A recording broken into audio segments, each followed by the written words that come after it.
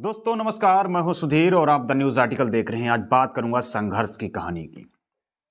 वो शख्स जिस शख्स का कोई पॉलिटिकल बैकग्राउंड नहीं था, वो शख्स जिसने क्या क्या नहीं झेला, वो शख्स आज सबसे ऊंची सबसे बड़ी पंचायत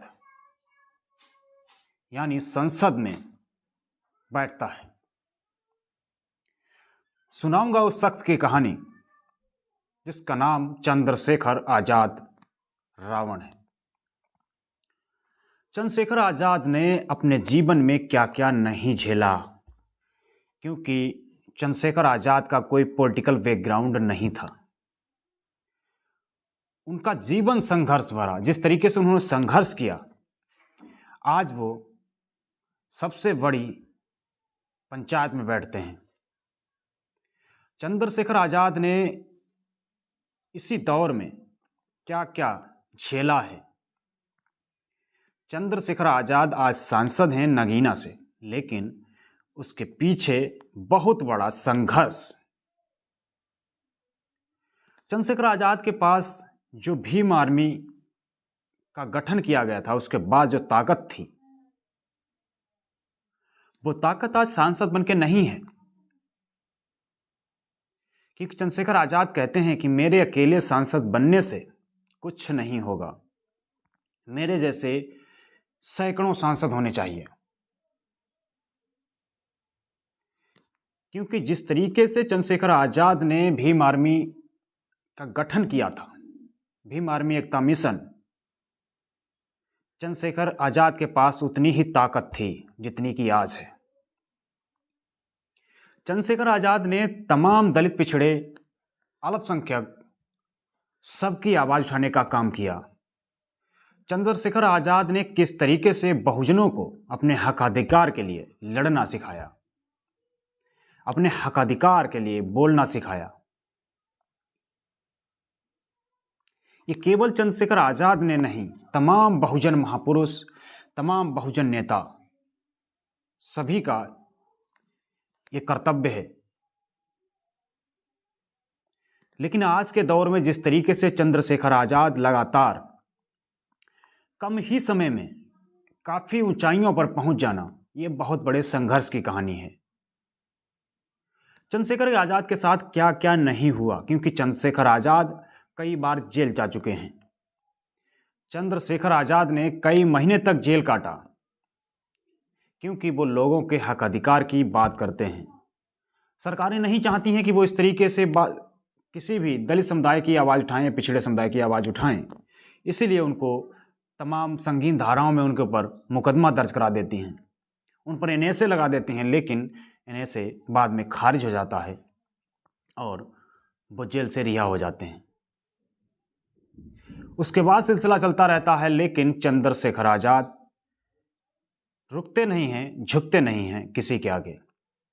चंद्रशेखर आजाद जेल के बाहर निकलते ही चंद्रशेखर आजाद बड़ा ऐलान कर देते हैं और सत्ता का उखाड़ फेंकने की बात कहते हैं। चंद्रशेखर आजाद ने गोरखपुर से पहली बार जो है योगी आदित्यनाथ के खिलाफ चुनाव लड़ा। चंद्रशेखर आजाद को वहां से बहुत बुरी हार हारनी पड़ी, कहें कि उनकी जमानत भी जब्त हो गई। लेकिन चंद्रशेखर आजाद बिल्कुल न घबराए, न किसी प्रकार से झुके, न डरे। और चंद्रशेखर आजाद ने जिस तरीके से लोकसभा चुनाव में जो विजय प्राप्त की,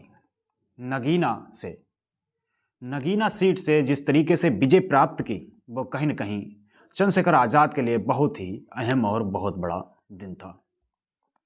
चंद्रशेखर आजाद ने हमेशा दलित, पिछड़े, आदिवासियों की आवाज़ उठाने का काम किया है।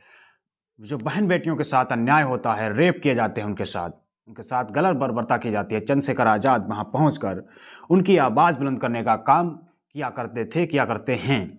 आज चंद्रशेखर आजाद जब सबसे बड़ी पंचायत संसद के अंदर चंद्रशेखर जी बैठते हैं, तो भी आज वही मुद्दे संसद के अंदर भी वो पेश करते हैं और कहते हैं किस तरीके से आज बहुजनों के साथ अन्याय किया जा रहा है, दलित, पिछड़ों के साथ अन्याय किया जा रहा है। आज भी मूंछ रखने पर मार दिया जाता है। किस तरीके से सारे मुद्दे चंद्रशेखर आजाद संसद में उठाते हैं। लेकिन चंद्रशेखर आजाद अकेले ऐसे सांसद हैं जो कि इस तरीके से मुद्दे बेबाकी से उठाने का काम करते हैं।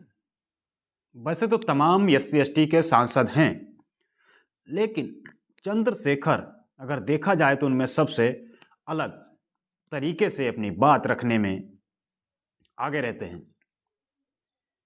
तो चंद्रशेखर आज़ाद जैसे तमाम नेता संसद के अंदर तो हैं, लेकिन वो उतनी बेबाकी से आवाज़ नहीं उठा पाते हैं, क्योंकि वो किसी पार्टी के कठपुतली बन के आते हैं। और वहीं चंद्रशेखर आज़ाद एक मजे हुए, हर तरीके से प्रताड़ना झेले हुए, रास्तों से निकलते हुए, कांटों से निकलते हुए आज चंद्रशेखर आज़ाद जिस मुकाम तक पहुंचे हैं, वो कहीं न कहीं उनका बहुत बड़ा संघर्ष है। तमाम वो बहुजन लोग जो चंद्रशेखर आज़ाद के साथ उनका समर्थन करते हैं, भीम आर्मी, जिस तरीके से संगठन ने चंद्रशेखर आज़ाद को सहयोग दिया, क्योंकि भीम आर्मी के संस्थापक चंद्रशेखर आज़ाद ने किस तरीके से लोगों की मदद की, मदद के बदले में उनको समर्थन मिला।